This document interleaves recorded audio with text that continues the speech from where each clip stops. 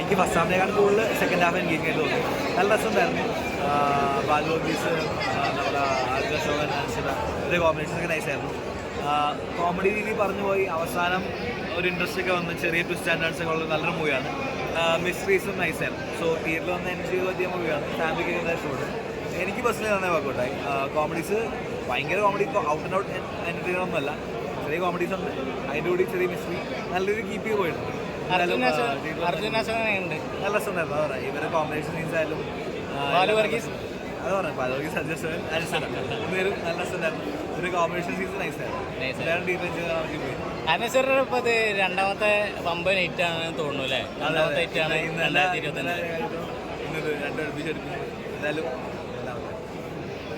ഫണ്ടായിട്ട് കാണാൻ മനസ്സിലാകുന്നത്. കാരണം ഇതിൽ നമുക്ക് അനശ്വര രാജശേഷി ഇതുവരെ കാണാത്തൊരു റോൾ. ഇന്നലെ നമുക്ക് രേഖചിത്രത്തിൽ നമുക്ക് സീരിയസ് ആയിട്ടുള്ള അഭിനയം കാണിച്ചു. പക്ഷേ ഇതിൽ ഫൺ കോമഡി ഫൈറ്റ് എന്ന് പറഞ്ഞാൽ ഗംഭീര ഫൈറ്റ് അനശ്വര രാജൻ്റെ. കാരണം സ്ത്രീകൾ അങ്ങനെ ഫൈറ്റ് ചെയ്ത് ഇപ്പോഴും കണ്ടിട്ടുണ്ട്. ഇതിൽ ഫൈറ്റ് ചെയ്യിപ്പിച്ചിട്ടുണ്ട്. പിന്നെ കോമഡി ആണെങ്കിലും അർജുനോഷനാണെങ്കിലും ബാലുപോലീസാണെങ്കിലും ഗംഭീരമായിട്ട് ചെയ്തിട്ടുണ്ട്. ഇതുവരെ നമ്മൾ അർജുനോഷനെ കണ്ടൊരു ലെവൽ ഓഫ് ആക്ടിങ് ഇമ്പ്രൂവൈസ് ചെയ്യുന്നുണ്ട്. കാരണം സാധാരണ ഒരു അർജുനോഷൻ നമ്മുടെ അശ്വതിയുടെ മോനാണല്ലോ. എല്ലാം ചെയ്തു. എനിക്കിഷ്ടപ്പെട്ട പടം വളരെ എൻ്റർടൈനറാണ്.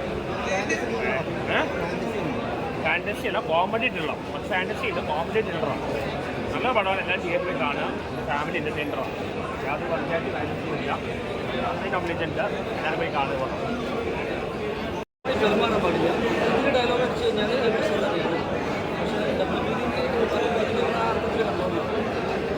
ആ നടിയുടെ പുതിയ സിനിമയുടെ പ്രമോഷനായിട്ടാണ് ഇത് ഇങ്ങനൊരു വിഷയം ഉണ്ടാക്കിയതെന്ന് തോന്നുന്നു.